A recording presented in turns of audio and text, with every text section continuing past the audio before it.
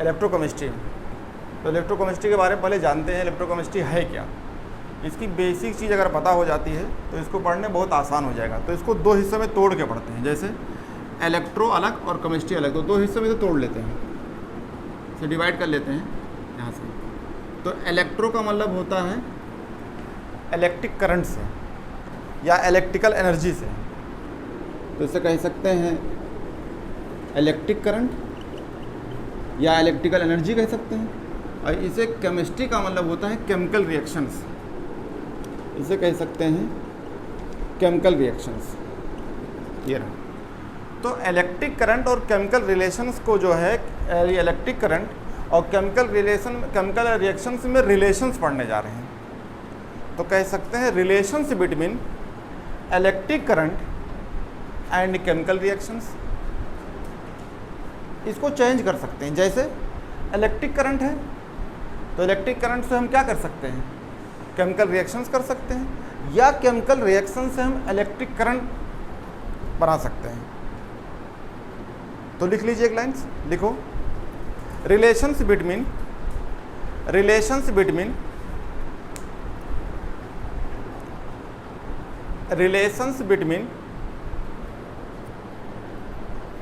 Electric energy, bracket में लिख लो electric currents, relations between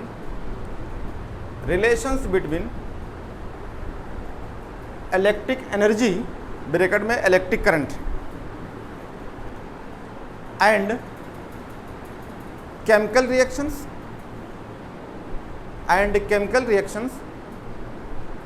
bracket में लिख लो केमिकल एनर्जी, ब्रैकेट लिख लो chemical energy, is known as electrochemistry. यानी रिलेशंस पढ़ने जा रहे हैं, is known as electrochemistry. Simple तरीके से इलेक्ट्रो का मतलब है इलेक्ट्रिक करंट, और इलेक्ट्रिक करंट एक एनर्जी है कि नहीं, वो भी एक एनर्जी है। अगर आजमाना चाहते हैं तो तार लीजिए, प्लग में लगाइए, ऑन कर दीजिए, अपने हाथ पे लगा लीजिए, टेस्ट कर लीजिए, भी देखिए पता चल जाएगा एनर्जी मिली कि नहीं मिली आपको। तो इलेक्ट्रिक करंट एक एनर्जी है, ये केमिस्ट्री एक तरह का रिएक्शंस है, तो उसे बोलेंगे केमिकल रिएक्शंस या केमिकल एनर्जी। तो रिलेशंस पढ़ने जा रहे हैं, इलेक्ट्रिक एनर्जी और केमिकल एनर्जी में रिलेशंस पढ़ने जा रहे हैं। कभी इससे इसमें कन्वर्ट करेंगे, कभी इससे इसमें कन्वर्ट करेंगे। तो इनसे पढ़ने एक दूसरे का रिलेशंस है, ये एक रिलेशंस है इलेक्ट्रिक करंट से केमिकल रिएक्शंस या केमिकल रिएक्शन से इलेक्ट्रिक करंट्स। बीचों बीच में लिखो कंडक्शंस। कंडक्शंस क्या होती है इसको जान लेते हैं।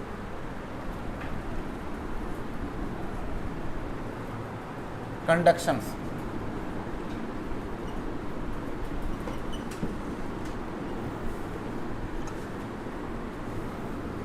ये रहा कंडक्शंस। कंडक्शंस का मतलब होता है सिंपल भाषा में चलना। कंडक्ट करें, चले, तो किस में चलोगे, क्योंकि हम जो चैप्टर पढ़ने जा रहे हैं वो दो ही चीज़ में चल सकते हैं। तो दो चीज़ क्या होगी, मेटल होगी, मेटल में चलना, फिर या सेल होते हैं जिसे कहते हैं इलेक्ट्रोलिटिक कंडक्शंस। तो इस चैप्टर में दो चीज़ चल सकते हैं। तो मेटल में चलेंगे तो क्या बोलेंगे, मेटेलिक, तो मेटेलिक कंडक्शंस, और या फिर इसका बोलेंगे इलेक्ट्रोलिटिक कंडक्शंस। चलने की बात है, अगर कोई चीज़ चलेगी, अब क्या चलेगी, इलेक्ट्रॉन चलेंगे। तो अगर इलेक्ट्रॉन चलेंगे तो उसके अपोजिट में करंट चलेगी। तो आपका तो पहला डिवाइड करके बताया इलेक्ट्रिक करंट, इसका मतलब पहले चलने की चीज़ जान जाए, कहाँ चलेगी, किस में चलेगी। तो किस में चलेंगे, मेटल्स के अंदर, और या फिर किस में चलेंगे, इलेक्ट्रोलिटिक्स में। तो पहला चीज़ देखते हैं मेटेलिक कंडक्शंस। तो हेडिंग लिखिए मेटेलिक कंडक्शंस, इसमें पढ़ो। क्या इसी नीचे लिख सकते हो, मेटेलिक कंडक्शंस, या यहीं पे लिख लीजिए एक लाइन, क्या कहना है, यहीं पे लिखना है तो यहीं लिख लीजिए, लिखिए। तो मेटल का मतलब आप समझते हैं, सब जानते हैं, हिंदी में धातु कहते हैं मेटल्स। मेटल का मतलब क्या है?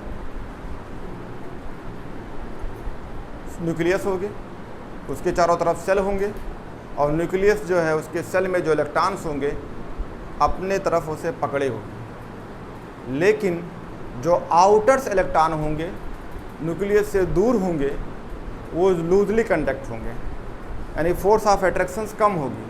तो वो इलेक्ट्रॉन अगर ज़रा सा उसमें करंट देंगे, हीट देंगे, तो वो चलने लगेंगे। तो इसका मतलब है मेटलिक कंडक्शंस में इलेक्ट्रॉन्स का फ्लो होगी। जैसे मेटल कौन कौन होते हैं?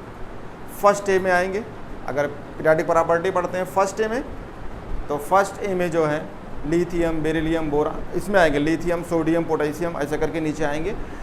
तो अगर कंपेयर किया जाए तो ये मेटल्स होते हैं, लेकिन अगर आप नीचे देखते हो पोटेशियम है, रेडियम है, सीजियम है, इन सबको देखते हो और लिथियम से कंपेयर करते हो तो मेटलिक कैरेक्टर ज़्यादा होगी। मेटलिक कैरेक्टर क्या होते हैं? इसे काटोगे, तोड़ोगे तो ये सब चीज़ें हैं, लिस्टर देगी, चमक देगी, ठीक है। आप मेटल का मतलब है इसे मोड़ सकते हैं, तार बना सकते हैं, ये सब कैरेक्टर्स होते हैं मेटल के। और आप सिंपल तरीके से जानते हो कि फर्स्ट ए या सेकंड ए के ऊपर से नीचे जाने पे मेटलिक कैरेक्टर बढ़ती है, इसका मतलब ये मेटल है। तो हम उन्हीं की बात करते हैं। तो हम सब मेटल को नहीं पढ़ेंगे। जैसे आपका ये रूम है तो इसमें करंट फ्लो हुई होगी, जैसे आप पढ़ते हैं रिलेशन करंट की, तो कॉपर का वायर होगा, एल्युमिनियम का वायर होगा, और इसमें जो है करंट फ्लो करेगी। तो आपको दिमाग में एकदम बात आ रही है कि एल्युमिनियम, कॉपर, आयरन, ये सब किस में आएंगे? मेटल के अंदर। और चलने की बात जो होगी वो कंडक्शंस होते हैं, कंडक्शंस को चलना कहते हैं। और यहाँ कोई और चीज़ नहीं चलेगी, यहाँ पे करंट फ्लो करेंगे या इलेक्ट्रॉन्स चलाएंगे। तो यानी रिलेशन से हम यही पढ़ रहे हैं, क्योंकि जो रिलेशन मैंने बताया है वही पढ़ रहे हैं। तो मेटल का मतलब है कि मेटल जो है धातु होंगे, उसमें करंट का फ्लो होगी। तो इसमें एक लाइन लिख लो, लिखिए, लिखिए electricity conduct by free mobile electrons. इसमें लिखिए इलेक्ट्रिसिटी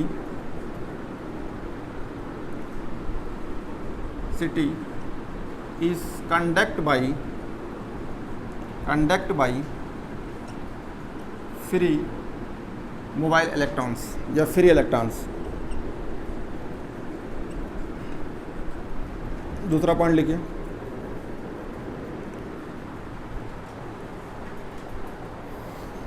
इसमें लिखिए in metallic conductor no chemical change, in metallic conductor no chemical, in metallic conductor no chemical change takes place. यानी इसमें केमिकल चेंजिंग नहीं होगी, no chemical changes takes place. जैसे आपके पूर्वजों ने 10 साल पहले कॉपर लगाया था, उसमें करंट फ्लो हो रही थी। आज आप देख रहे हो कॉपर सोना बन गया। तो अगर ऐसा होता कि किसी घर में कॉपर लगा सोना बन जाता तो बहुत अच्छी बात है, तो इंडिया तो बहुत आगे निकल जाती। अगर वो कॉपर लगा है 10 साल हो, 50 साल हो, 100 साल हो, तो कॉपर ही रहेगा, वो सोना नहीं बनेगा या कोई और चीज़ नहीं बनेगी। जल सकता है, ख़राब हो सकता है, वोल्टेज के चेंज होने से कुछ फ़र्क पड़ सकती है, लेकिन केमिकल चेंजिंग का मतलब है कि नया चीज़ कोई नहीं बनेगा। अगर आपके एल्युमिनियम का वायर लगा है तो एल्युमिनियम ही रहेगा, चाहे आज की बात करें या 100 साल की बात करते हैं, उसमें चेंजिंग नहीं होगी। एल्युमिनियम लगा है तो कल वो सोना बन जाए, हीरा बन जाए। तो पहली बात, मेटलिक कंडक्शंस में इलेक्ट्रॉन फ्री चलेंगे, फ्री इलेक्ट्रॉन चलते हैं। और दूसरी चीज़, अगर आप उसमें केमिकल चेंजिंग देखते हैं तो केमिकल चेंजिंग नहीं होगी। अगर वो कॉपर लगा है तो आज लगाएं कॉपर, 100 साल बाद भी कॉपर ही रहेगा। अगला पॉइंट लिखिए, केमिकल चेंजिंग नहीं होगी। लिखो मेटल आर गुड कंडक्टर, लिखो मेटल आर गुड कंडक्टर्स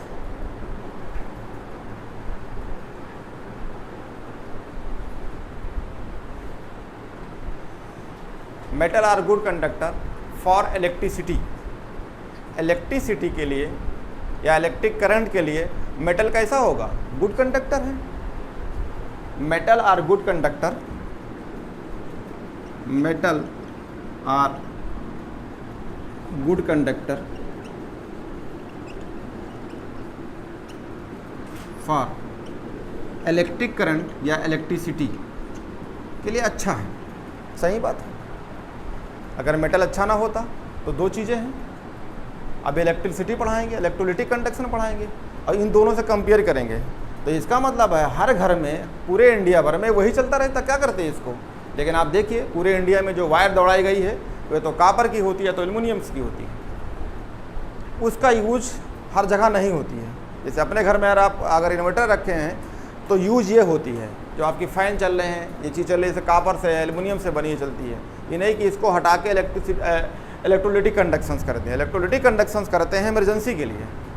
तो अच्छा कौन हुआ, मेटलिक कंडक्शंस। तो जो पढ़ रहे हैं आपको याद होना चाहिए कि ये अच्छा है, तो हमने यूज किया metal are good conductor for electricity, यानी इलेक्ट्रिक करंट सप्लाई करना है तो मेटल अच्छा रहेगा। तो लिख लीजिए यहाँ पे एक हमारा ट्रिक्स है, कैसे याद रखेंगे, इसमें अच्छा कौन है। तो आर्डर ऑफ इलेक्ट्रिसिटी में आप याद रख लीजिए ट्रिक में चतासो,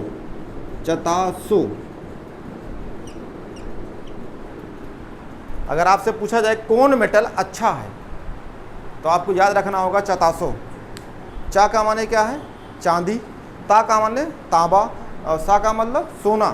तो लिख लीजिए चा का मतलब है चांदी, जानते हैं चांदी आप। ता का मतलब है तांबा, नाम सुने होंगे तांबा। और सो का मतलब होता है सोना। तो चांदी, तांबा, सोना ये है आर्डर में।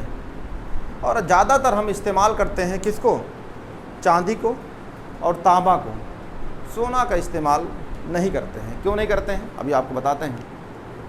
तो लिखिए आर्डर ऑफ कंडक्टिविटी में आर्डर लिख लीजिए, तो मैं इसको मिटा देता हूँ और लिखिए आर्डर ऑफ कंडक्टिविटी, इसको मैं इधर मिटा देता हूँ, अभी यही चल रहा है ये आर्डर ऑफ,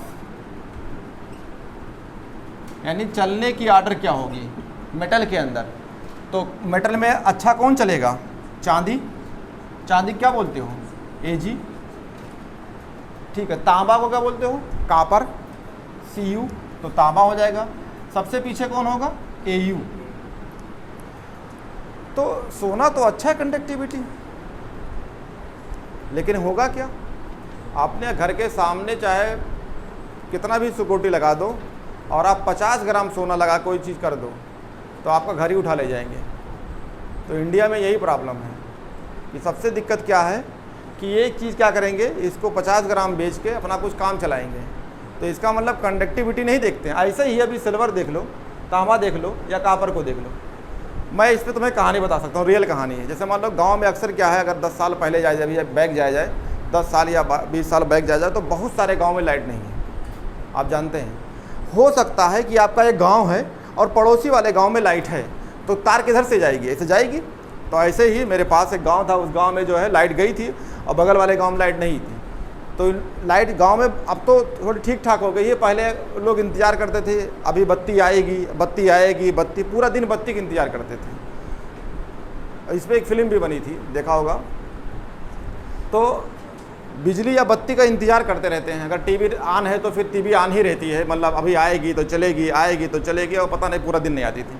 तो गांव वाले सोचे यार कि देखो पड़ोसी वाले गांव में रात में उजाला है और हम अंधेरे में रहते हैं।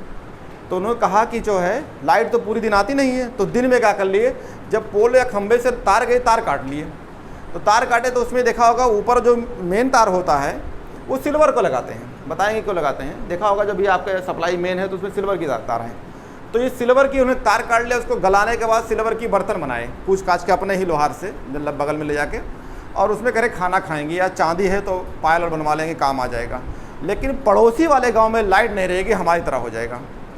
तो ये चीज़ें अब आपके समझ में आया कि हाई टेंशन वायर जो जाती है उसमें इस्तेमाल किसको करते हैं, सिल्वर को। लेकिन घर में क्यों नहीं इस्तेमाल करते हैं, घर में इस्तेमाल ज़्यादातर हम करते हैं कापर की। अब हम इसकी मैन्युफैक्चरिंग नहीं जाएंगे ना, फिजिक्स पढ़ाएंगे।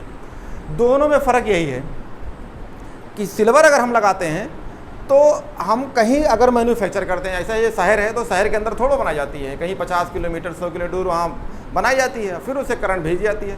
तो अगर करंट उस वायर से आए तो उसमें हीट के फॉर्म में ज़्यादा ना हो, यानी अगर हम करंट भेजे हैं तो हम अगर करंट भेजें तो मुझे करंट ही मिले। अब पता चले करंट वहाँ से आ रही है, उसमें रजिस्ट्रेशन ज़्यादा हो, रजिस्टर्ड ज़्यादा हो, तो क्या बन जाएगी? हीट। तो जितने हम करंट भेज रहे हैं उतना नहीं मिलेगी। तो इसीलिए ये चीज़ें हम सिल्वर में इस्तेमाल करते हैं। ये हाई टेंशन वायर में देखिए यही होता है, और इन वाले सब चीज़ों में कॉपर इस्तेमाल करते हैं। दोनों में ज़्यादा डिफरेंस नहीं होती, थोड़ी बहुत डिफरेंस होती है। हम सोना क्यों नहीं करते हैं? सोना हमारे लिए नहीं है, क्योंकि सोना हमारा जो है बहुत बड़ी कास्टली चीज़ नहीं है, क्योंकि इंडिया को सोने चिड़िया पहले से कहते थे, इतना सोना भरा पड़ा था। लेकिन प्रॉब्लम यही है कि अगर हम यूज करेंगे तो हर गांव में जब ये लगी थी, जब लोग काट ले जाते थे, तो इसको थोड़ा छोड़ेंगे। अगर मान लो कोई सोने का आप तार अभी पहुँचा हाई टेंशन में कर दीजिए, तो वो उनको टेंशन नहीं रहेगी कि हम मर जाएंगे, लेकिन उनको टेंशन रहेगी कि जल्दी से इसे काट लिया जाए। तो ये है, तो हमारे इंडिया में यूज होती है चीप एंड बेस्ट, सस्ता और मद्दा हो, बढ़िया काम करें। तो इसीलिए हम सिल्वर को इस्तेमाल करते हैं, और या फिर सिल्वर को नहीं तो कॉपर को इस्तेमाल करते हैं। तो हमारी चीज़ में सिर्फ मेटलिक कंडक्टर में चलना बताया, बाकी फिजिक्स में इसका डिटेल पढ़ना। और आगे चलते हैं, जो हमारे कोर्स में है वो है इलेक्ट्रोलिटिक कंडक्शंस। तो हेडिंग लिखिए इलेक्ट्रोलिटिक कंडक्शंस। तो इलेक्ट्रोलिटिक कंडक्शंस में बहुत इंपॉर्टेंट चैप्टर है, एकदम सिंपल तरीके से सोचते रहिए, सब याद हो जाएगा।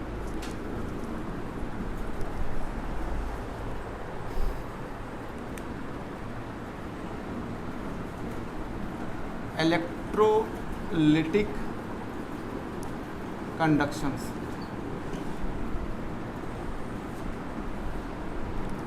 अब इलेक्ट्रोलिटिक का मतलब है, तो इसे छिपा हुआ वर्ड है।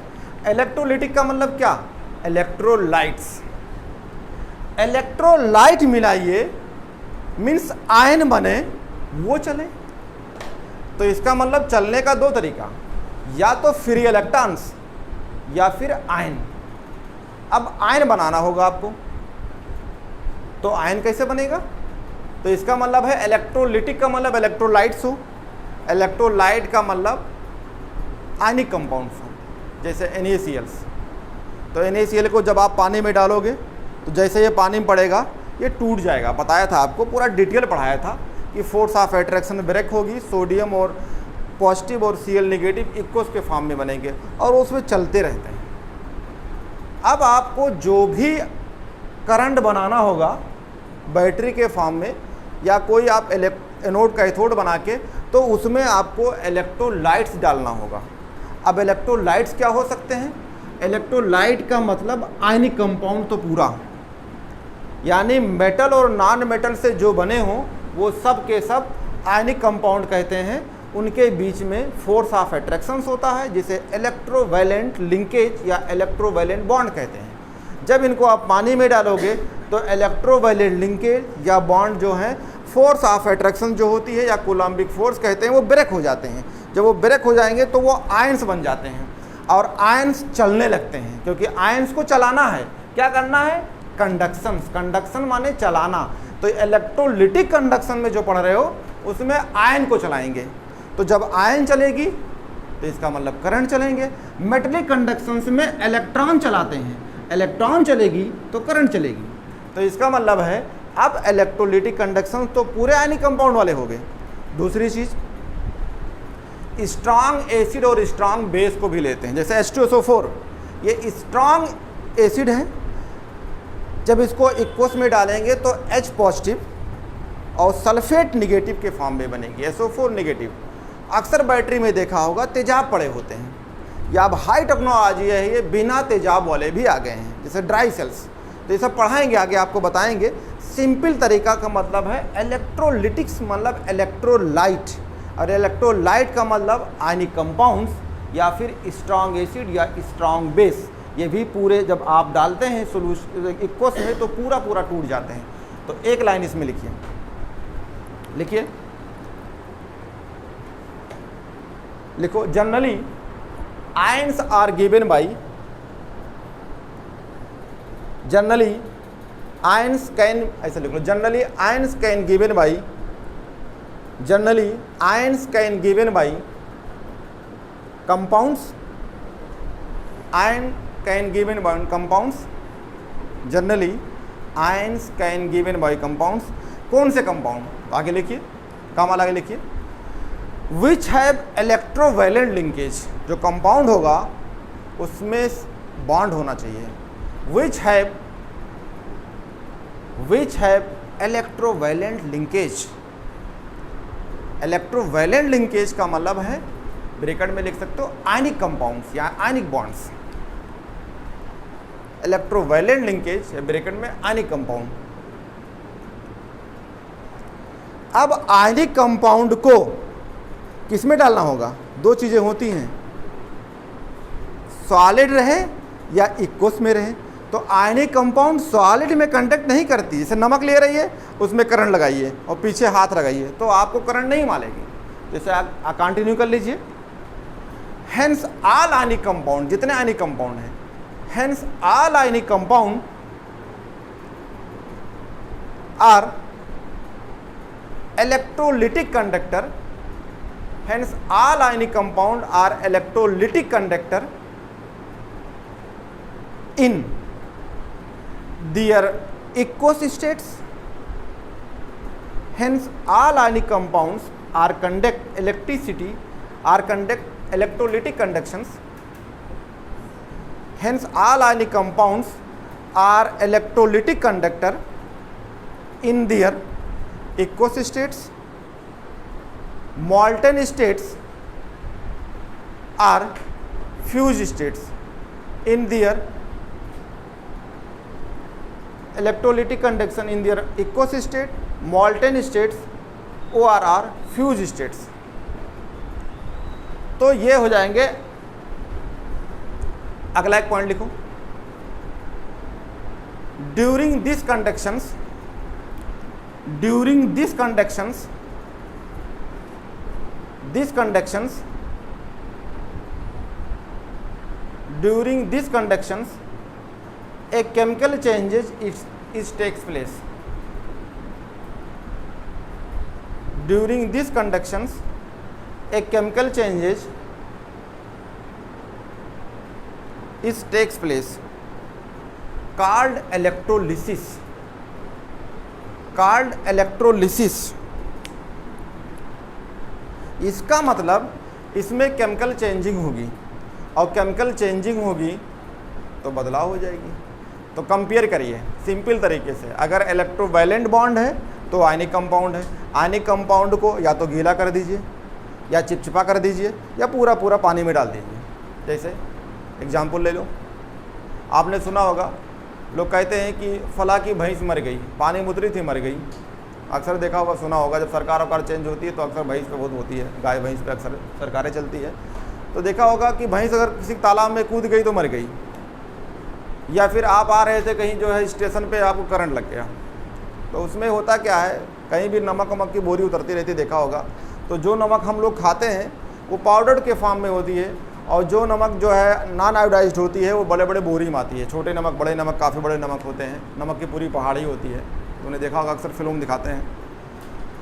तो वो जो नमक होती है, बड़ा सा नमक लाए, मतलब इतना बड़ा नमक लाए, अब वो आप इसमें नमक लिए हैं हाथ में और आपका हाथ गीला नहीं है, इक्वस नहीं है, तो आप सूखे हाथ से नमक रहे, नमक भी एकदम जो है सॉलिड के फॉर्म में है, तो आप करंट लगाएंगे तो आपको करंट नहीं लगेगी। लेकिन अगर अक्सर देखा है, अगर ज़रा सा कहीं इक्वस हो जाए, पानी में ना डालिए, चिपचिपा गीला टाइप का हो जाएगा तो आपको करंट लग जाएगी, क्योंकि उसमें से कुछ ना कुछ आयन जो हैं टूटे हुए होंगे, और जैसे करंट लगाओगे चलने लगेंगे तो आपको करंट लग जाएगी। तो यही चीज़ें हैं, ये टर्म्स होती हैं, फ्यूज स्टेट हो या इक्वस हो या मॉल्टन स्टेट में हो, तो इसका मतलब है कि आयंस के फॉर्म में बन गए हों, कंप्लीट ना बना हो। जब पूरा पूरा पानी में डाल दोगे, मान लो आपने एक गिलास लिया, उसमें इतना बड़ा एक नमक डाल दिया, थोड़ी देर बाद देखोगे तो उसमें वो ख़त्म हो जाएगी। तो यानी सब आयंस के फॉर्म में चलते रहे होंगे। तो अगर आयंस के फॉर्म में चलते रहेंगे तो इसका मतलब अब उसमें अगर आप करंट लगाते हैं, कोई वायर लगाइए, आजमाना चाहे तो आजमा सकते हैं। आपने एक डिब्बा लीजिए, बर्तन लीजिए, उसमें नमक डाल दीजिए, कुछ देर के बाद उसमें करंट लगाइए, डाल दीजिए स्विच ऑन करके, अपने पार्टनर से बोलिए इसमें हाथ डालो, तो उसको पता हो जाएगा कि करंट चल रही है कि नहीं चल रही है। अगर एहसास करना है तो आप करा सकते हैं। तो करंट का मतलब आयन चलने लगी, तो आयन के चलने से इलेक्ट्रिसिटी कंडक्ट होने लगी। अब होता क्या है, हमने एक वाइन बताया कि जब इलेक्ट्रोलिसिस हो रही होगी तो केमिकल चेंजिंग होगी। जैसे यहाँ पे हमने कहा मेटल वाले में कि आप कापर लगाए हैं तो कापर ही रहेगा, सोना नहीं बनेगा, लेकिन यहाँ कुछ और बन जाएगा, ये पक्का बनेगा। अभी आपको मैं दिखाऊंगा, बनेगा। जैसे आप NaCl डालेंगे तो हो सकता है, पानी डाले थे, पानी था न्यूट्रल्स, अब अगर आप पानी को चेक करोगे तो हो जाएगा बेसिक्स। तो पहले न्यूट्रल, अब क्या बन गया, बेस। तो केमिकल चेंज हुआ कि नहीं हुआ, बन गया। केमिकल चेंजिंग का मतलब सिंपल भाषा में उसके अंदर ऑक्सीडेशन रिडक्शन हुआ होगा। तो एक हेडिंग लिखिए, हेडिंग लिखिए, इलेक्ट्रोलिसिस का मतलब क्या है। इलेक्ट्रोलिसिस, इलेक्ट्रोलिसिस लिखिए। केमिकल चेंजेस, केमिकल चेंजेस, और केमिकल चेंजेस का मतलब आप जान लीजिए, इसका मतलब है ऑक्सीडेशंस एंड रिडक्शंस। तो जहाँ केमिकल चेंजिंग लिखे हैं उसके ब्रैकेट में लिखिए ऑक्सीडेशंस एंड रिडक्शंस। तो केमिकल चेंजेस वर्ड मिलेगा आपको, केमिकल चेंजेस ब्रैकेट में oxidation reductions occurring at electrodes, occurring at electrodes. मैं कहाँ बोल रहा हूँ, मैं इलेक्ट्रोड्स की बात कर रहा हूँ। अकरिंग एट इलेक्ट्रोड्स, इलेक्ट्रोड के ऊपर होगा। कब होगा, when electric current is passed through, when electric current is passed through, electric current is passed through electrolytic solutions, electric current is passed through electrolytic solutions, electrolytic solutions is called electrolysis।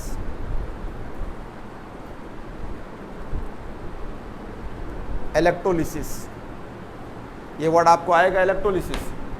तो देखो, electro माने क्या, electric current, और lysis माने क्या, टूटना। तो किसको तोड़ोगे, इलेक्ट्रोलाइट्स को। जब इलेक्ट्रोलाइट्स को आप डालेंगे और करंट सप्लाई करेंगे किसी इक्वस में तो वो टूट जाएगी। तो टूटेगी तो आयन बनेगा।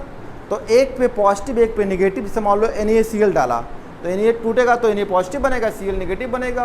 तो इसका मतलब इसमें ऑक्सीडेशन और रिडक्शन हुआ होगा। तो इसको जो है एक तरीके से समझ लेते हैं डायग्राम बना के, और डायग्राम बनाते हैं। तो इसको मिटाता हूँ और इस पर डायग्राम बनाता हूँ। चलो ये रहा सिंपल तरीके से, ये मैंने आपको एक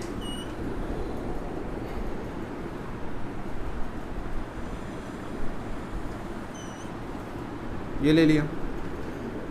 इलेक्ट्रोलिसिस बताते हैं, इलेक्ट्रोलिसिस क्या है। तो इसमें क्या होगा, इलेक्ट्रोड्स होंगे, एक एनोड होगा और एक कैथोड्स होगा। अरे रॉड समझिए, समझते हैं ये जो है, और इसमें जो है ये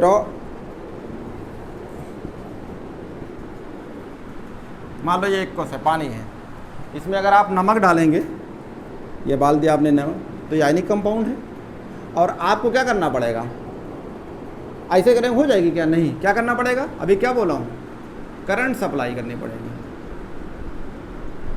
अब हो गया, आपने क्या किया कि इलेक्ट्रोलाइट डालिए, इलेक्ट्रोड बनाइए, यानी रॉड बनाइए, एनोड और कैथोड रॉड बनाइए, और उसमें करंट सप्लाई करिए। और ये इक्वस में पड़ा हुआ है, तो इक्वस में क्या डाल दिया, पानी में क्या डाला आपने, नमक, और उसमें क्या सप्लाई कर दिया, करंट। ये रहा, तो आपका ये इक्वस है, ये तो ये टूटेगा, तो टूटेगा तो क्या बनेगा, ये बनेगा Na पॉजिटिव इक्वस, और साथ में क्या बनेगा, Cl नेगेटिव इक्वस, ये बनेगा। इलेक्ट्रोलिसिस हुई, आपने स्विच को ऑन किया तो इलेक्ट्रोलिसिस हो रही है, स्विच को ऑफ कर दिया तो इलेक्ट्रोलिसिस होगी, नहीं होगी। तो ज़रूरी है करंट सप्लाई मस्ट है। अब आप इसमें एक एनोड मान लो और एक कैथोड मान लो। मैंने ये पॉजिटिव चार्ज दिखाया, इस पर नेगेटिव दिखाया, ये सब आगे बताएंगे। और इसको मैंने कहा ये एनोड रॉड है, यानी एनोड इलेक्ट्रोड्स है, ऐसा बोले अच्छा लगेगा। रॉड का मतलब डंडा समझने लगोगे, और ये का मतलब, इसका मतलब है ये कैथोड्स है। और अभी मैं आपको एनोड कैथोड के बारे में अलग अलग पढ़ाएंगे। जब तक इसकी बेसिक पूरा नहीं बता देंगे तब तक आपको फुल स्ट्रक्चर्स नहीं। अभी सिंपल जानिए, करंट सप्लाई किया ये टूट गया और आयंस बन गए। अगर ये आयंस बनते हैं तो कैसे बनेंगे? एक चीज़ लाइफ में याद रखिएगा, आपने इसको पानी में डाला, ये तुरंत ही टूट गया, तो इससे क्या बनेगा? Na पॉजिटिव इक्वस में और Cl नेगेटिव क्या बनेगा? इक्वस। ये हो गया। जब कभी भी इलेक्ट्रोलिसिस करते हो, अगर आयंस को तोड़ोगे तो इसके अंदर बैठा हुआ पानी वो भी टूटता है।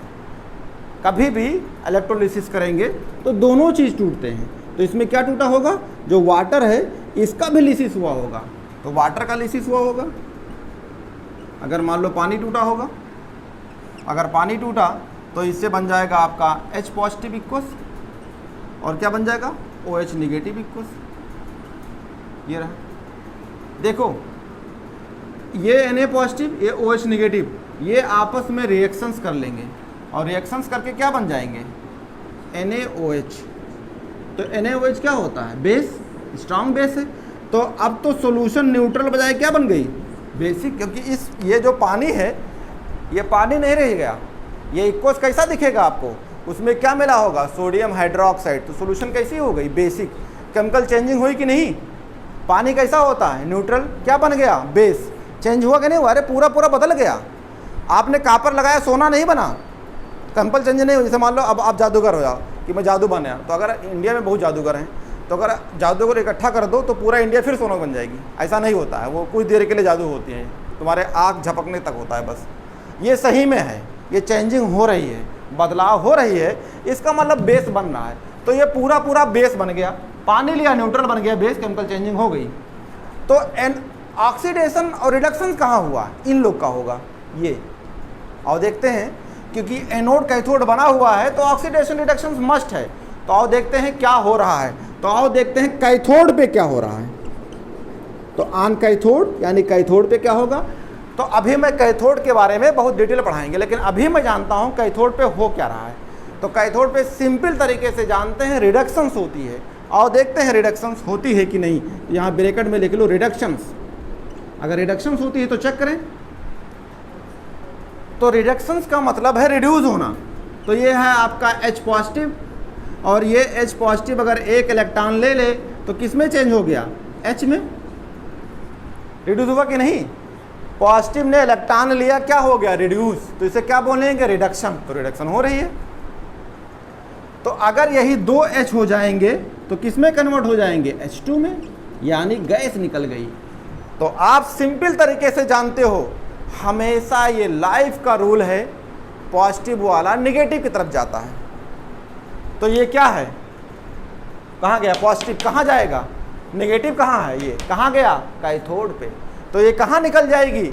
हाइड्रोजन गैस कैथोड से होते हुए निकल जाएगी। तो यानी कैथोड पे ये पूरा हो रहा है।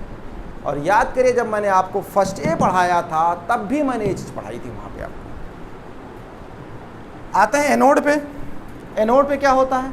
पॉजिटिव चार्ज होता है एनोड। और एनोड पे क्या होना चाहिए? ऑक्सीडेशन, सबको पता है। तो एनोड पे ऑक्सीडेशंस होता है। तो आओ देखते हैं ऑक्सीडेशंस हुआ कि नहीं। तो अगर एनोड पे ऑक्सीडेशंस होता है तो ऑक्सीडेशन देखते हैं, चेक कर लेते हैं। क्या बचा आपका? Cl। ऑक्सीडेशंस का मतलब अगर ये Cl निगेटिव है तो एक इलेक्ट्रॉन निकाल दे तो किस में चली जाएगी? नहीं, अगर जो है, हाँ, एक इलेक्ट्रॉन अगर निकाल देगी तो उसमें जाएगी। तो आपने एक इलेक्ट्रॉन निकाल दिया, नहीं निकला है क्या? अगर इसको आप जोड़ देंगे तो दो निगेटिव हो जाएगी। तो आपने क्या किया है? निगेटिव खत्म करना है। तो यार इलेक्ट्रॉन निकाल दिया तो किस में हो गई? निगेटिव से कहाँ चली गई? जीरो में, पॉजिटिव में। और निगेटिव से पॉजिटिव का जाना ऑक्सीडेशन। जैसे किसी पे चार्ज +2 है तो +4 हो जाए, तो कम चार्ज से ज़्यादा चार्ज में जाना क्या हो गया? ऑक्सीडेशन। तो क्या निकाली होगी? इलेक्ट्रॉन्स। तो यहाँ भी इलेक्ट्रॉन निकाला तो क्या हो गया? ऑक्सीडेशन। और अगर यही दो Cl ले ले तो किस में चेंज हो जाएगी? Cl2 के अंदर। तो ऑक्सीडेशन हो रहा है। तो ऑक्सीडेशन है, तो इसका मतलब है ये कहाँ होगी? निगेटिव वाला चीज़ कहाँ पे होगी? पॉजिटिव वाले के। पॉजिटिव कहाँ है? एनोड्स। ये काम पॉजिटिव पे होगी।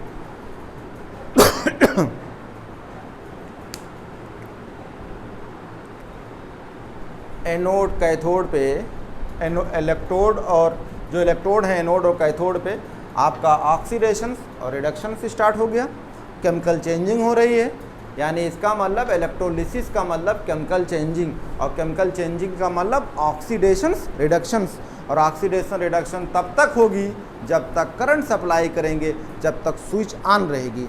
स्विच ऑफ किया इलेक्ट्रोलिसिस नहीं होगी। तो इसमें लिखते हैं कुछ इम्पॉर्टेंट पॉइंट, तो लिखो some important point for electrolysis, some important point for electrolysis.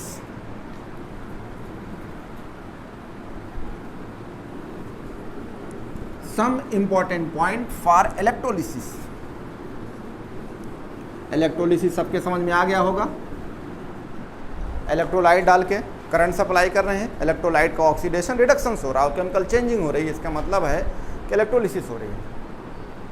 लिखो फिनामिना, पहला पॉइंट लिखिए, phenomena of electrolysis,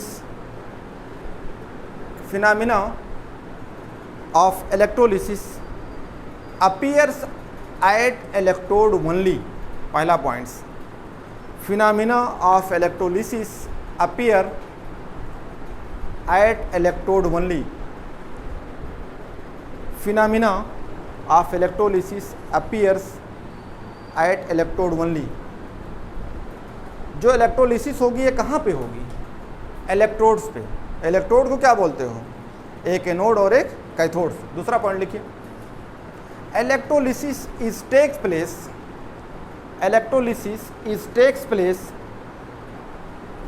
electrolysis is takes place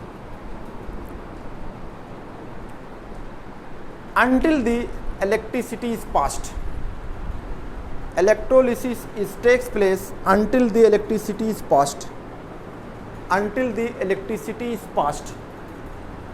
Electrolysis is takes place until the electricity is passed and stopped immediately, and stop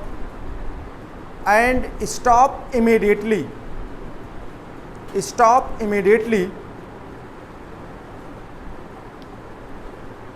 when electricity is switch off, when electricity is switch off, when electricity is switch off।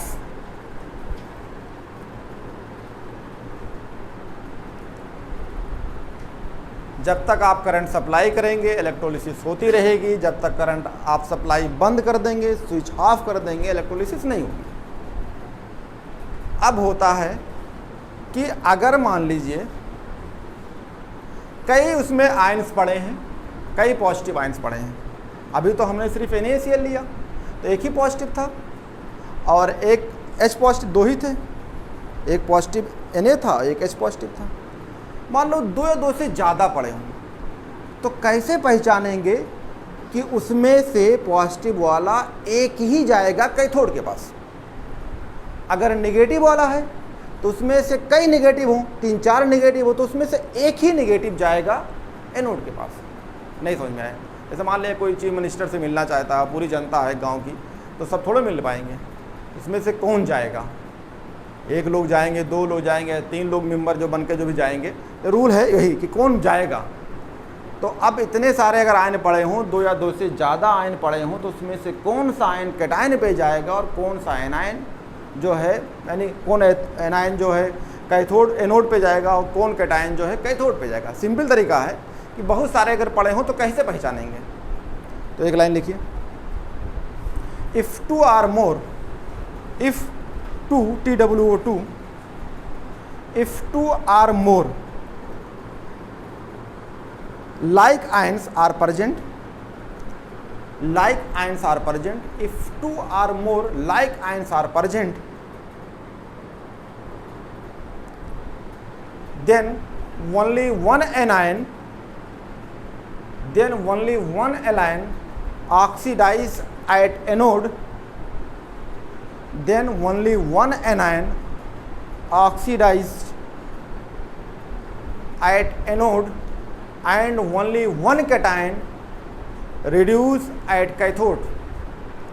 If 2 or more like ion are present, then only one anion oxidized at anode and only one cation reduced at cathodes.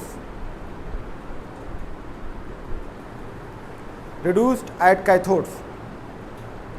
मैं एक trick देने जा रहा हूँ. अगर ये trick वाले cations अगर कहीं प्रेजेंट हो तो ये कभी नहीं जाएंगे. तो एक ट्रिक लिखिए, याद रखिएगा, ये सब कहीं जो है आपको जल्दी नहीं मिलेगा. ये सब बनाए हुए ट्रिक्स हैं. लिखिए, इफ़ लिक यानी लिथियम, लिक माने ये हो गया. इफ़ लिक बे, इफ़ लिक बे सर, बे माने बेरियम +2 सर, लिक बे सर का कैल्शियम, लिक बे सर का नाम, लिक बे सर का नाम, नाम इधर कर लेते हैं. लिक बे सर का नाम अलीमन, अलीमन, लिक बे सर का नाम अलीमन. याद रहेगा. लिक बे सर का नाम, नाम यानी NAM नाम, तो मैग्नीशियम आ जाएगा. सर का नाम अलीमन. अगर ये लोग प्रेजेंट हैं तो लिखो, लिक बे सर का नाम अलीमन. ऐसे याद रखिएगा, अलीमन. Ions are present in water, ions are present in water, लिक बे सर का नाम अलीमन. Ions are present in water, then it never reduce, then it never reduce at cathodes, then it never reduce at cathodes, reduce at cathodes. So water will be reduced, so water will be reduced, so water will be reduce. इसका मतलब क्या है बताता हूँ. आप जब कभी भी किसी चीज़ को लेंगे तब उसको जब पानी में डालोगे, इक्वस में डालोगे, तो वो आयन बनेगा ना, एक पॉजिटिव एक नेगेटिव वाला. तो आपके दिमाग में क्या चलेगा, लिक बे सर का नाम अलीमन. अगर ये लोग हैं तो इनमें जो कैटायन हैं, ये कैटायन पॉजिटिव है तो कहाँ जाएंगे, नेगेटिव वाला. और नेगेटिव वाला रॉड कौन सा है, कैथोड. तो ये लोग कैथोड पे नहीं जाएंगे, या कैथोड पे ये पॉजिटिव है तो ये जीरो बनेंगे. यानी इसका मतलब क्या है, कैथोड पे क्या होती है, रिडक्शंस. तो इसका रिडक्शंस नहीं होगा, ये रिड्यूस नहीं होंगे. अपनी भाषा में याद रख लो, ये पॉजिटिव वाले हैं तो किस पे जाना चाहेंगे, नेगेटिव पे, लेकिन नहीं जाएंगे. तो नेगेटिव वाला कौन होता है, कैथोड. तो कैथोड पे क्या होता है, रिडक्शन. तो ये रिड्यूस होंगे या रिडक्शंस होगी, नहीं होगी. सिंपल तरीके से कोई याद करना, कोई रटने वाली चीज़ नहीं है. पॉजिटिव है, नेगेटिव के पास जाना चाहेंगे लेकिन नहीं जाएंगे, पहले बता दिए हैं. तो कौन जाएगा, अगर तुम्हारे ये श्लोक या लाइन या ट्रिक है ना मैच करे तो वो जाएंगे. नहीं समझ में आया. लिक बे सर का नाम अलीमन. अगर ये लोग हैं तो नहीं जाएंगे, अगर ये लोग नहीं हैं कोई और है तो जाएगा, रिड्यूस होगा, कैथोड पे होगा. ये करना है आपको. अब अगर ये लोग प्रेजेंट हैं तो इनके जगह कौन होगा, इनके जगह पे वाटर का लिसिस होगी, पानी टूटेगी, उससे H आयन निकलेगा, OH आयन निकलेगा, तो H पॉजिटिव वाला काम करेगा, यानी H पॉजिटिव जाएगा. और जाएगा नहीं, मैंने अपनी लाइन में जोड़ा है. क्या होगा यहाँ पे, H पॉजिटिव है तो उसका क्या होगी, रिडक्शंस होगी. लेकिन मैं समझाने के लिए बोला हूँ कि ये जाएंगे, तो इसलिए आपको याद रहेगा. तो अगर पानी पे कहानी होगी तो पानी पे क्या हो, नीचे लिख लो वाटर का. वाटर सबसे पहले क्या होगा, लिसिस होगा, टूटेगा. अगर मान लो पानी टूट गया तो H पॉजिटिव इक्वस और OH नेगेटिव इक्वस है, ये बन गया. मैंने इक्विलिब्रियम बना दिया निशान, कि अगर दोबारा चाहो तो फिर ये बन जाएगा. ठीक है. अब होगा क्या, H पॉजिटिव है तो H पॉजिटिव क्या करेगा, एक इलेक्ट्रॉन ले ले, तो एक इलेक्ट्रॉन लेगा तो क्या बनेगा, H. अगर इसे 2H दे दो तो तो किस में चेंज हो जाएगा, H2 के अंदर। तो ये पॉजिटिव वाला कहाँ हुआ है, क्या हुआ है इसका रिडक्शन, तो कहाँ पे होगी ये, कैथोड पे। तो कैथोड पे क्या होता है, रिडक्शन होता है। तो ये काम कहाँ हो गई, कैथोड पे। तो जब ये नहीं जाएंगे तो कौन गया, H पॉजिटिव गया, पानी लिसिस होगी। ध्यान दीजिएगा, मैंने OH को नहीं दिखाया है, नहीं आप रटने लगते हो, तो OH को मैंने यही छोड़ दिया। जब OH की जरूरत पड़ेगी, यार पॉजिटिव पढ़ रहे हो ना तो पॉजिटिव पढ़ो ना, इसका नेगेटिव क्यों पढ़ रहे हो। यहीं पे नेगेटिव कहाँ पढ़ना है, जब नेगेटिव वाले पढ़ाएंगे, इसका मतलब जब एनायन की बात करेंगे। अभी तो हम किसकी बात कर रहे हैं, कैटायंस की बात। लिख बे सर का नाम अलीमन, ये कैटायंस हैं। तो आओ एक लाइन लिखो, हेडिंग लिखो, कैथोड्स, अलग से हेडिंग लिखो कैथोड।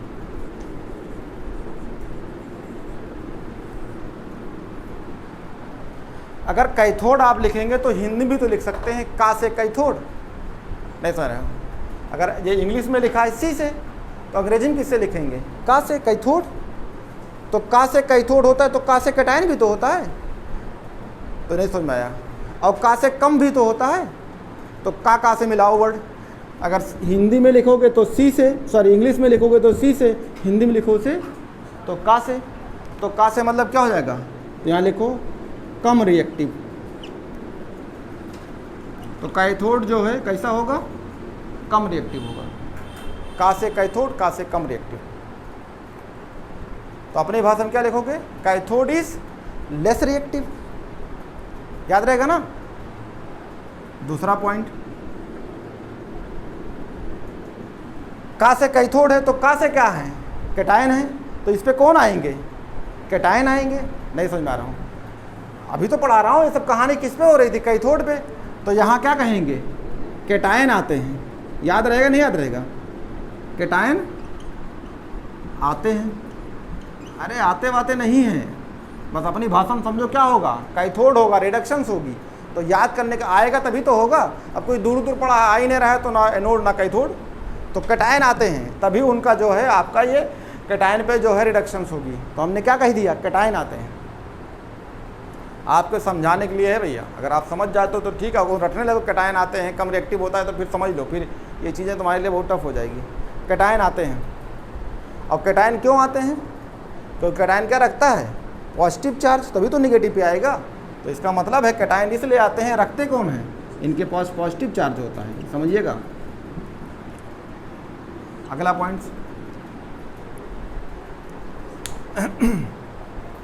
अक्सर आप जो है देखा होगा मार्केट में, अगर आप जो है पढ़ाई ढंग से नहीं किए, डॉक्टर ढंग से नहीं बने, तो हमेशा समझौता जुगाड़ करोगे, हर जगह समझौता कर लें। जैसे सोना नहीं खरीद पाए तो डुप्लीकेट सोना ले लें। तो डुप्लीकेट सोना क्या होती है, गड़बड़ झालम जाना पड़ेगा। तो गड़बड़ झालम क्या मिलता है आपको, कलई वाली, कलई समझते हो, इलेक्ट्रोप्लेटिंग्स। तो ज़्यादातर हम इलेक्ट्रोप्लेटिंग्स कराते हैं। तो इलेक्ट्रोप्लेटिंग जो कराएंगे तो हम कैथोड बना के इलेक्ट्रोप्लेटिंग करते हैं। तो कैथोड पे क्या होगी, का से क्या होती, कलई होती है। कलई क्या बोलते हो, इलेक्ट्रोप्लेटिंग। तो यहाँ लिखो कैथोड पे क्या होगी, कलई होती है, कलई। कलई समझ रहे हो, तो इंग्लिश में इलेक्ट्रोप्लेटिंग लिख लो, कलई होती है। अगर कलई होती है तो इसको इंग्लिश में क्या बोलते हैं, इलेक्ट्रोप्लेटिंग। तो कैथोड को कोई रॉड बना के उससे इलेक्ट्रोप्लेटिंग की जाती है। और एक बात तो रही गई जो मेन आप जानते थे, क्या होता है इस पे होता क्या है, रिडक्शंस होती है, रिडक्शंस। ये चार बात आपको याद होना चाहिए। कैथोड पे क्या होता है, लेस रिएक्टिव मीन्स कम रिएक्टिव। कैटायंस आते हैं यानी कैटायंस कम्स, या कहेंगे कैटायन का जो है इस पे रिडक्शंस होता है, ऐसे सकते हैं।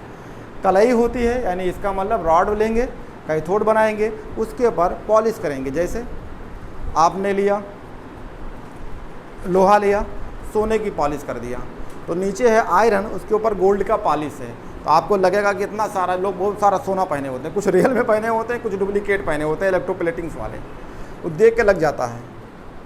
तो ये इलेक्ट्रोप्लेटिंग्स वाले हैं। तो कलई कराई जाती है, कैथोड बनाया गया और उस पर एक एनोड बनाते हैं और कॉम्प्लेक्स लेते हैं और उसके बाद जो उस पर पॉलिश की जाती है। पॉलिश का मतलब प्लेटिंग कर दिया। और यहाँ पे जो आप जानते हैं कैथोड पे होता क्या है, रिडक्शंस होते हैं। ये चीज़ आपकी हो गई। एक लाइन लिखिए, कि अगर ये लोग नहीं रहेंगे तो कौन रहेगा। सही बात है। तो बहुत सारे ऐसे इलेक्ट्रोलाइट्स होंगे जो इनमें नहीं होंगे। जैसे आपने जिंक हाइड्रोक्साइड डाल दिया, जैसे इसी बार का सवाल था आपके, यहीं से एक सवाल आया था, अभी मैं कराता हूँ, इसी साल आया था 2020 में आपका सवाल था, जेईई मेंस का, जो सॉरी आपके नीट में हुआ था, अभी कराता हूँ। तो आप ये लाइन समझ लेंगे तो आप बोलेंगे बहुत सिंपल सवाल आया था, तो आपके ट्रिक में ही था। मैं उसको पढ़ा दूँ, मैं क्वेश्चन दिखाता हूँ। तो एक बात यहाँ आपको लिखना होगा कि अगर ये लोग नहीं हैं, इनके जगह पे कोई और कटायन है, तब क्या होगा। लिखिए lines. In case of other cations, in case of other cations, in case of other cations, other cation समझते हो, ये लोग नहीं, अब इनके अलावा, in case of other cations like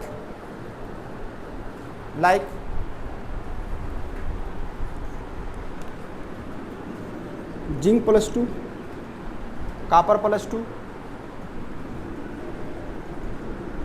Pb +2, ठीक, सिल्वर Ag+1, Sn +2, अगर ये सब हों, अगर आप कंपेयर करेंगे तो ऊपर में ये लोग नहीं हैं, यानी ये दूसरे हैं।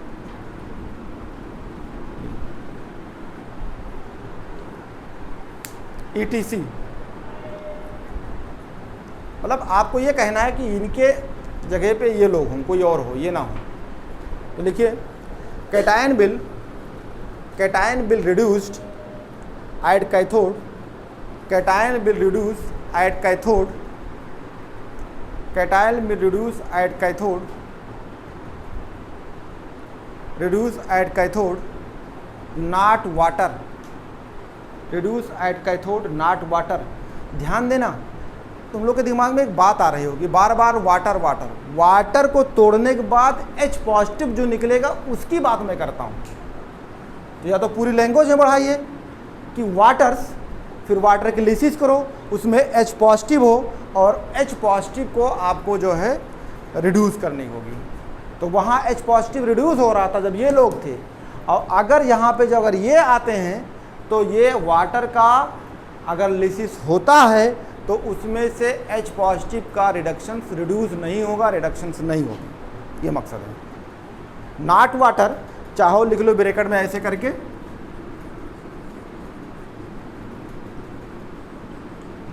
और जब ये आप H+ कर रहे थे इसका नहीं होगा, ध्यान रखिएगा।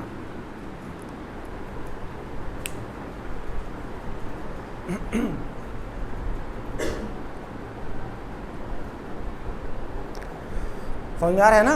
जो रिएक्शंस अभी आपको करा के दिखा रहे थे कि ये 2H हो जाएगा फिर H2 में कन्वर्ट हो जाएगा, ये काम नहीं होगा। अब वाटर यही हो जाएगा। जैसे मान लीजिए जैसे जिंक है तो 2 इलेक्ट्रॉन लिया तो किस में चेंज हो गया, जिंक में।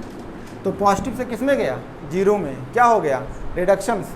और आप बहुत अच्छी तरीके से पढ़े हो गैल्वेनिक सेल्स, और गैल्वेनिक सेल्स में जिंक और कॉपर लेते हैं, और इसका स्ट्रक्चर्स जो है NCERT में यहीं से स्टार्ट होती है।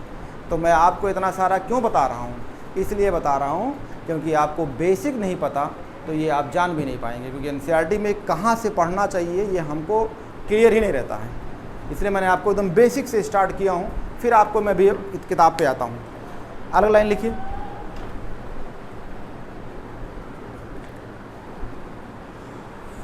अगर अभी तो वहाँ पे ही लिख के आए थे, मैंने उसी में तो लिखा दिया था कि अगर बहुत सारे होंगे कैटायंस और बहुत सारे एनायन होंगे तो उसमें से कौन एक ही जाएगा, और अगर उसमें से पॉजिटिव वाला है तो एक पॉजिटिव जाएगा, बहुत सारे नेगेटिव हैं तो एक नेगेटिव जाएंगे।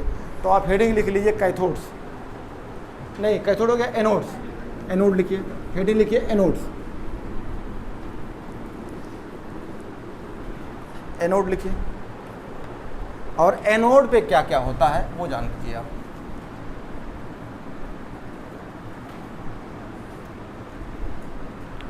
एनोड पे क्या होगा, पहला चीज़ तो आप जानते हैं एनोड कैसे लिखा जाता है, आ से एनोड, वो का से कैथोड, तो आ से एनोड। तो आ माने क्या, एनोड, तो आ से क्या हो जाएगा, ऑक्सीडेशन। हिंदी में कैसे कहोगे, आ से ऑक्सीडेशन लिखते हैं ना, तो इंग्लिश में कैसे लेते हैं, ओ से। तो एनोड पे क्या होता है, ऑक्सीडेशन होते हैं, ऑक्सीडेशन होता है, ऑक्सीडेशन होता है, याद रहेगा ना। कैथोड पे क्या होता, रिडक्शंस, यानी रिडक्शंस होते थे। दूसरा लिखो, वो क्या था, का से कैथोड कम रिएक्टिव, तो ये क्या हो जाएगा, अधिक, आ से अधिक, तो अधिक रिएक्टिव। और अधिक को अंग्रेजी में क्या बोलोगे, मोर रिएक्टिव। तो आ से अधिक, तो ये अधिक रिएक्टिव होता है, यानी इसको बोलोगे मोर रिएक्टिव, मोर रिएक्टिव। और उस पे क्या आ रहे थे, का से कैथोड था, तो कैथोड पे क्या आ रहे थे, कैटायंस। तो ये आ से है, तो आ से क्या आएगा, आ से एनायन, तो एनायन आएंगे। तो इस पे लिखो एनायन आते हैं, तो कहेंगे एनायन आते हैं, एनायन आते हैं। एनायन वाले क्या रखते हैं, नेगेटिव चार्ज। अरे एनायन, ये समझाने के लिए है आपको, एनायन आते हैं। मेन मकसद क्या है, ऑक्सीडेशन रिडक्शंस। तो इतनी सारे इसलिए समझा रहे हैं क्योंकि हम लोग हिंदुस्तान में अपनी भाषा में बहुत मज़ा आता है। अभी किसी अंग्रेज को तुम कह दो कि जाओ उसको उल्टा सीधा बोल के आओ, तो अपनी भाषा में पता नहीं क्या क्या बोल के आओगे। और तो इंग्लिश में बोल दो तो नहीं बोलेंगे, नहीं मज़ा आ रहा है। तो अपनी भाषा में पढ़ने में मज़ा आता है, तो अपनी चीज़ में पढ़ते हैं इसको। ये रहा, तो एनायन आते हैं। तो अगर जब एनायन आएंगे तो अभी आप देखिएगा एक चीज़ एनायन पे और होगी, ये आपको बताएंगे, अभी आपको क्वेश्चन पढ़ाएंगे कि एनायन का रॉड रहेगा, तो इससे जो है टूट टूट के एनायन की राड पतली हो जाती है और कैथोड की राड मोटी हो जाएगी, बताएंगे आपको। तो एक भाषा में यहाँ लिख लो, अपनी देहाती भाषा में लिखो, लिखो मेटल एनोड से, मेटल एनोड से मेटल अलग हो जाते हैं, मेटल एनोड से मेटल अलग हो जाएंगे। यानी पूरा रॉड किससे बना होगा, जैसे मान लो तुम्हारा लोहा है, ये लोहा को छत पे पड़ी थी, तो कुछ देर बाद जाओगे तो ये लोहा, तो ये तो बहुत पतला दुबला हो गया। या लोग तुम्हें कहते हैं यार तुम कितने पतले दुबले गए, क्या खाते हो, कुछ नहीं खाते हो क्या। तो तुम्हारे बॉडी में जो सब फिट थी वो कहाँ हो गई, अलग हो गई। तो इसे लोहा जब बना रहेगा, कोई रॉड रहेगा, तो किससे बना होगा, मेटल से। तो मेटल से मेटल आयन क्या हो जाएंगे, अलग हो जाएंगे। अब वो मेटल आयन किसका बना होगा, अगर जिंक का है तो जिंक से अलग हो जाएगा, मैग्नीशियम तो मैग्नीशियम रहेगा। तो कहेंगे आपकी जो है इलेक्ट्रोड या एनोड रॉड से मेटल आयन अलग हो जाते हैं। ये चीज़ें कब होगी, मैं आपको जब डायग्राम पूरा बनाऊंगा तो दिखाऊंगा कैसे होता है, वहाँ पे समझ में आएगी। ये तो आपका अभी पिक्चर्स की जो है भूमिका है कि पिक्चर में क्या क्या होगा, क्या होने वाला है, वो चीज़ें हैं।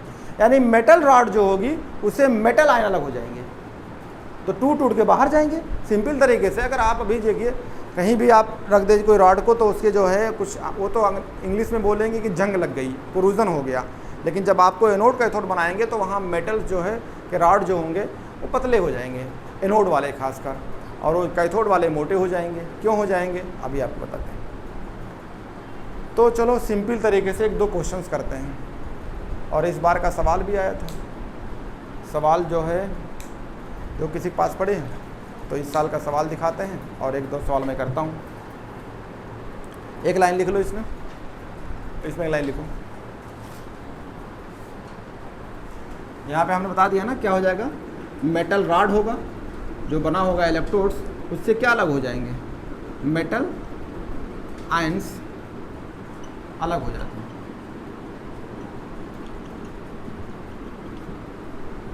मैं हिंदी में नहीं पढ़ा रहा हूँ, ये आपको समझाने के लिए पढ़ा रहा हूँ। इलेक्ट्रोकेमिस्ट्री चैप्टर है इसलिए इस तरह पढ़ा रहे हैं। अब एक सवाल और है, सवाल क्या है, सिंपल इस साल का आया था। जैसे आप देखेंगे तो दो तरह के एनायन मिलेंगे। एक एनायन ऐसा होगा उस ऑक्सीजन नहीं लगा होगा, जैसे मान लीजिए ये देखो, अगर आपने NaCl को पानी में डाला तुरंत टूट गया, इससे क्या बन गया, Na पॉजिटिव Cl नेगेटिव। एक एनायन ऐसे हो सकता है कि मान लो आपने सोडियम सल्फेट लिया, इसको थोड़ा पानी में